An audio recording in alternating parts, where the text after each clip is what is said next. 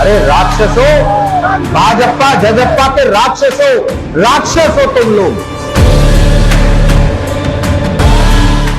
देश में चुनावी बयार बह रही है और नेता भाषण न दें, आरोप प्रत्यारोप की राजनीति न हो, ऐसा भला कैसे हो सकता है।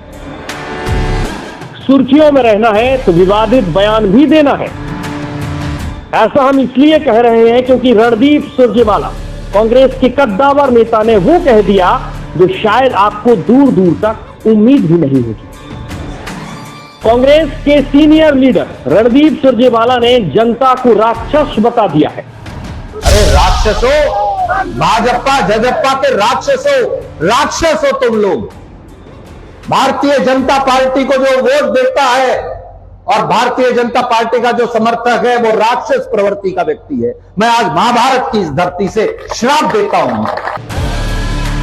हरियाणा के कैथल में एक जनसभा को संबोधित किया और इस दौरान अपने संबोधन में रणदीप सुरजेवाला ने कह दिया कि जो भी भारतीय जनता पार्टी को वोट देता है वो राक्षस प्रवृत्ति का है। मतलब साफ है कि जनता अगर वोट बीजेपी को देती है तो वह राक्षस है। इसके बाद पूरे देश में संग्राम छिड़ गया। हर तरफ सिर्फ और सिर्फ रणदीप सुरजेवाला की चर्चा होने लगी और उनके बयान पर कटाक्ष आने लगी। हिंदी पट्टी राज्यों में जिनमें मध्य प्रदेश से लेकर छत्तीसगढ़ और राजस्थान में भारतीय जनता पार्टी कांग्रेस से मुकाबला करने के लिए एड़ी चोटी का जोर लगा रही है और इन राज्यों में अब बीजेपी को एक बड़ा मुद्दा मिल गया है कि रणदीप सुरजेवाला ने जनता को राक्षस बता दिया है। रणदीप सुरजेवाला के इस बयान की चौतरफा निंदा हो रही है और भला हो भी क्यों ना जब जनता जनार्दन को राक्षस बता दिया जाए। और ऐसे समय में जब 3 से 4 महीने बाद मध्य प्रदेश, छत्तीसगढ़, राजस्थान जैसे तमाम राज्यों में चुनाव होने हैं, जाहिर है कांग्रेस के नेता रणदीप सुरजेवाला के ऐसे समय में बयान कहीं ना कहीं कांग्रेस को डाउनफॉल में करता हुआ नजर आ रहा है। क्योंकि एक तरफ प्रधानमंत्री मोदी हैं, दूसरी तरफ गृहमंत्री अमित शाह हैं और भारतीय जनता पार्टी जिसने इस पूरे मुद्दे को एक राष्ट्र विरोधी मुद्दा बना दिया है, खासकर रणदीप सुरजेवाला का वो बयान जिसमें वो जनता जनार्दन को राक्षस बता रहे हैं। भारतीय जनता पार्टी इसे संसदीय मर्यादा का उल्लंघन बता रही है और ये कह रही है कि ये देश का अपमान है, देश की जनता का अपमान है। लेकिन अब देखना होगा कि क्या कांग्रेस पार्टी रणदीप सुरजेवाला के इस बयान से सहमत है।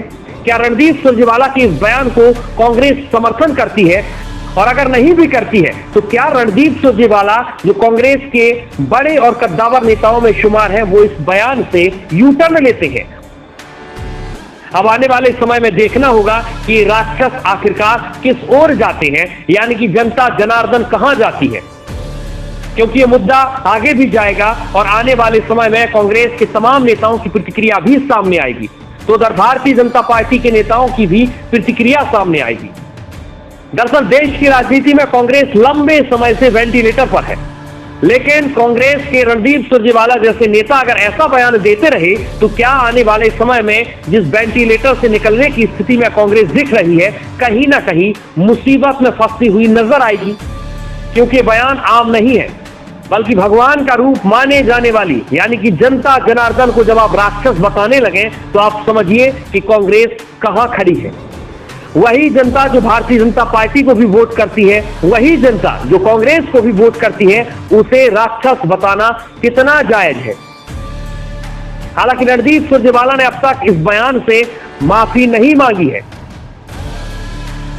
लेकिन अब आने वाला समय क्या रणदीप सुरजेवाला के लिए भी मुसीबत भरा होगा और कांग्रेस के लिए भी ये देखना दिलचस्प होगा। लेकिन आने वाले समय में अब देखना होगा कि भारतीय जनता पार्टी भी इस मुद्दे को आखिरकार कहां तक ले जाती है, क्योंकि चुनाव सिर पर है और कांग्रेस के नेता हैं कि मानते नहीं।